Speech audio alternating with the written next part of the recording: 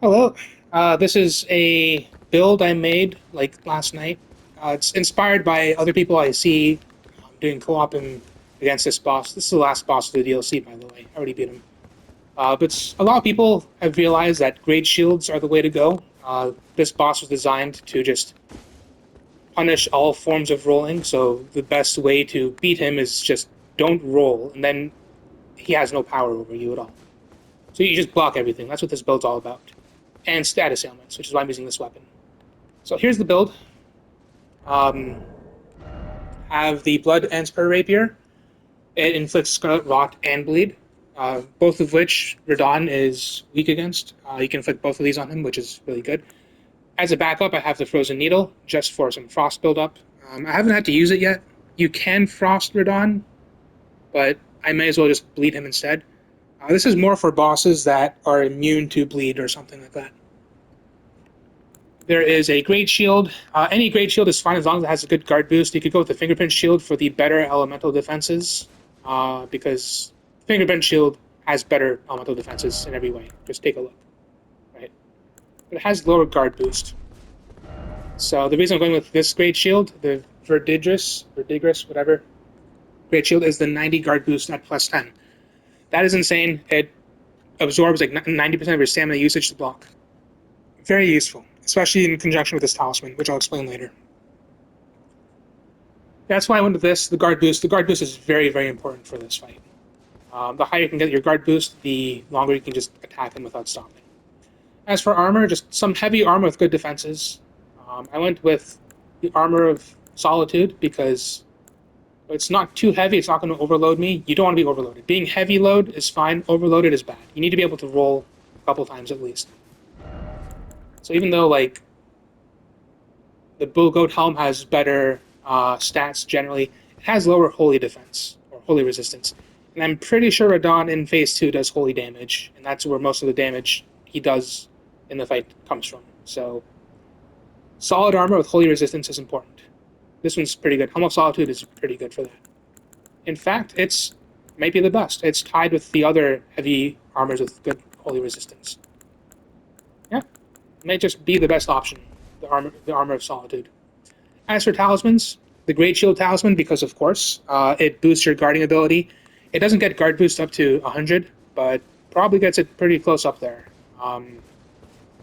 Maybe you don't need this, but I like having it. It's just useful to have. The Pearl Shield Talisman is necessary. This is required. You need this. It boosts all non-physical damage negation while guarding, and all the damage he does to you is non-physical. So this is very important. It reduces the damage that he does to you.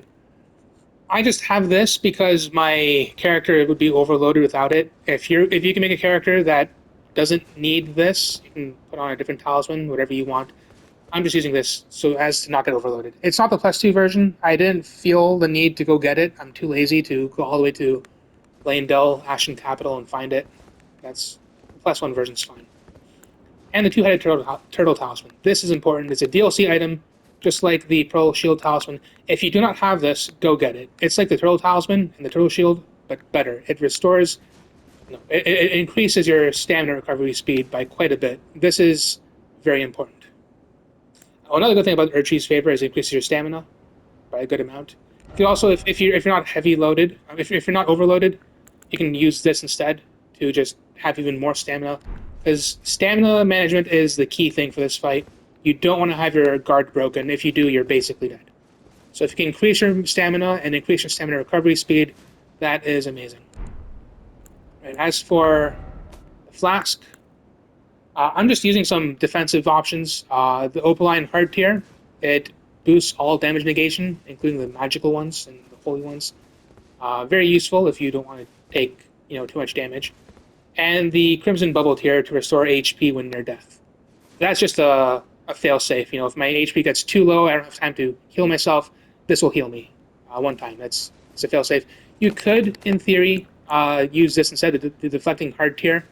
It basically would, if you can time your guards perfectly on his attacks, then this would be, the perfect crystal tier for this fight, or any fight that's defensive. I just don't use it because I just find it easier just hold my shield up all the time instead of having to take it down, put it back up.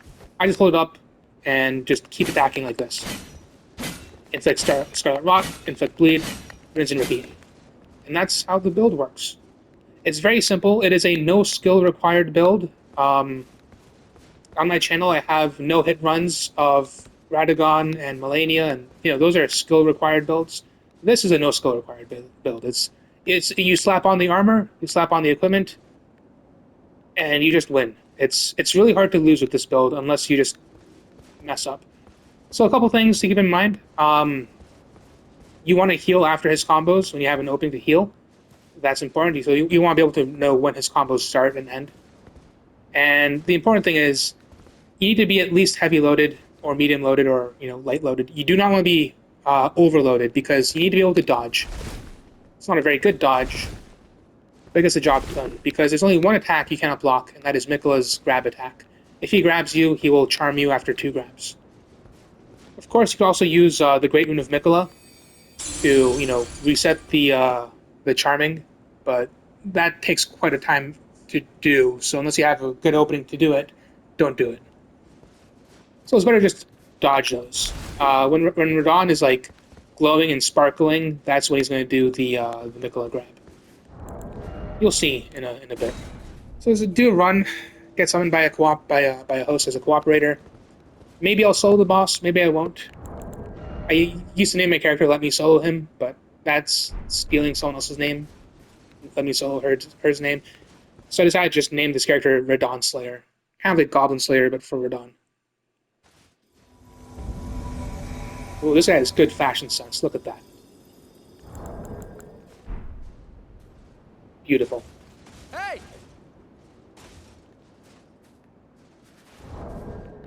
Alright. I don't really need the gold crab. It's just a reflex at this point. I would block all his physical attacks anyway.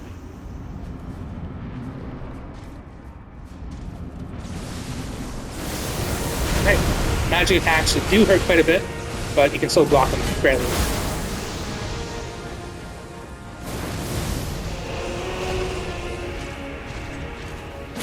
Alright. And now the rinse and repeat begins. The no skill build. Alright, stamina's getting a bit low, just wait. Even regarding your stamina restores slowly if not being hit because of the turtle head talisman. Alright, see, you've already bleeded him and he's been Scarlet Rotted. Scarlet Rot's going to do most of the work in Phase 1.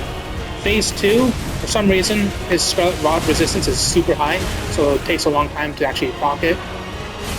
But you'll usually proc it by the second half of his health bar.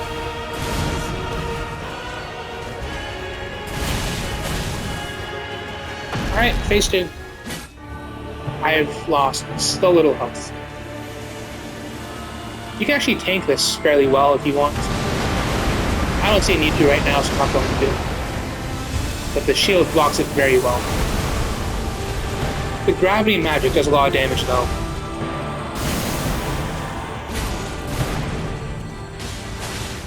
Oh, this host is not leaving it to me.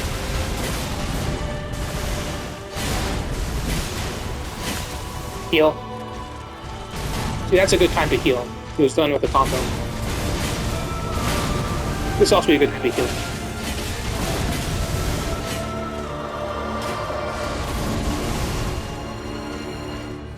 This boss is just completely trivialized once you start using shields. It's kind of insane.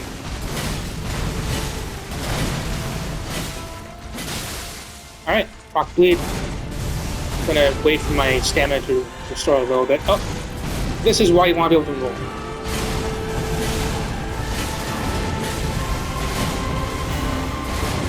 Stamina's getting a little bit low. You want to keep your eye on your stamina because he is aggressive. This is why guard boost and stamina regeneration speed and just good max stamina are important. I'm barely even focused on the fight. I'm just talking to probably no one, but oh, see, watch tank. Does so little damage, the dude. I should probably heal myself soon. HP is approaching half. Good time to heal. Oh, I love this attack because you can just keep attacking through it. Alright, Scarlet Rot has been proc. This fight is as good as done, as long as the Comet doesn't kill you. The Comet can kill you. Usually he targets the host. So if the host survives, you're golden. If you are the host, it's good luck. That's why the tier that destroys your health is important.